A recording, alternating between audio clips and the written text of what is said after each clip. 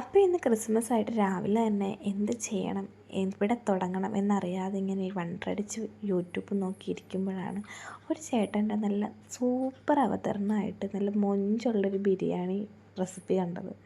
അത് കണ്ടപ്പോൾ തന്നെ ഓർത്ത് ഇന്ന് നമുക്ക് എന്തായാലും ക്രിസ്മസ് അല്ലേ, ഒരു സ്പെഷ്യൽ ബിരിയാണി ആയിക്കോട്ടെ എന്ന് വിചാരിച്ചിട്ട് നേരെ തന്നെ ഞാനത് ബിരിയാണിക്കുള്ള അപ്പം അതിൻ്റേതായിട്ടുള്ള കാര്യങ്ങളൊക്കെ ചെയ്തുകൊണ്ടിരിക്കുകയായിരുന്നു. അപ്പോൾ ആദ്യം നമ്മൾ ഈ അരിഞ്ഞു വെക്കാനുള്ളതും ചതച്ച് വെക്കാനുള്ളതൊക്കെ റെഡിയാക്കി സെറ്റാക്കി അടുത്ത് തന്നെ വെച്ച് കഴിഞ്ഞാൽ നമുക്ക് പിന്നെ ഇതൊക്കെ വളരെ സിമ്പിളായിട്ട് ചെയ്യാവുന്ന കാര്യമാണ്.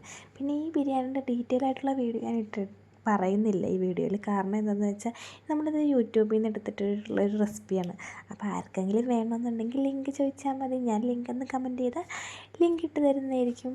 അപ്പം പിന്നെ അതൊക്കെ കഴിഞ്ഞാൽ പിന്നെ എന്താ, നമ്മൾ സ്പെഷ്യലായിട്ട് ഉണ്ടാക്കുന്ന ദിവസം നമുക്ക് കൂടുതൽ പാത്രങ്ങളായിരിക്കും എനിക്ക്, പ്രത്യേകിച്ച് എനിക്ക്. അപ്പോൾ ഞാനിങ്ങനെ കുന്നുകൂട്ടി ഇട്ടിട്ട് ലാസ്റ്റേ അത് കഴുകത്തുള്ളൂ.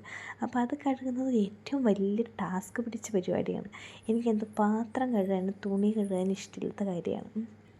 വാഷിംഗ് മെഷീൻ ഉള്ളതുകൊണ്ട് ഇപ്പോൾ തുണി വാഷിംഗ് മെഷീൻ കഴുകിക്കോളും. പാത്രത്തിൻ്റെ കാര്യത്തിൽ ഇതുവരെ ഒരു തീരുമാനമായിട്ടില്ല. അതുകൊണ്ട് ഞാൻ തന്നെ കഴുകണം. അത് കഴുകി പെരടമൊക്കെ ഒന്ന് തൂത്തുവാരി ഇട്ടപ്പോൾ തന്നെ ഏകദേശം ഒരു സമാധാനമായി. അങ്ങനെ ഒന്ന് റെസ്റ്റ് എടുക്കാമെന്ന് പറഞ്ഞിരുന്നപ്പോഴാണ് നമ്മൾ ബിരിയാണി ഉണ്ടാക്കി കഴിഞ്ഞാൽ അതിനകത്ത് സൈഡായിട്ട് ഇത്തിരി കച്ചമ്പറും ഇത്തിരി പപ്പടം ഇല്ലെങ്കിൽ ഒരു സുഖം ഉണ്ടാകത്തില്ല. അപ്പം ഞാനത് ഒരു ഭംഗിക്ക് വേണ്ടിയിട്ട് കുറച്ച് പപ്പടം അങ്ങോട്ട് എടുത്തിരുന്ന് വറുത്ത്. പപ്പടം വറുത്താൽ പിന്നെ എൻ്റെ മോൾ അതിൻ്റെ സൈഡിൽ ഇരുന്ന് ഓരോന്നെടുത്ത് തിന്നുകൊണ്ടിരിക്കുക, അത് വേറൊരു കാര്യം. എങ്കിലും കുഴപ്പമില്ല. ആ പപ്പടവും കച്ചമ്പറും ഒക്കെ കൂട്ടിയിട്ട് ആ ബിരിയാണി കഴിക്കുമ്പോൾ കിട്ടുന്നൊരു സ്വാദേ.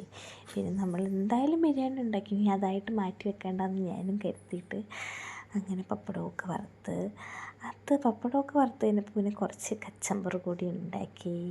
അതൊക്കെ കഴിഞ്ഞിട്ട് ഇനി എൻ്റെ പൊന്നോ സമാധാനം, തൃപ്തി. ഇനി അതെല്ലാം ഡൈനിങ് ടേബിളിൽ കൊണ്ടിങ്ങനെ നിരത്തി അങ്ങോട്ട് വെക്കണം.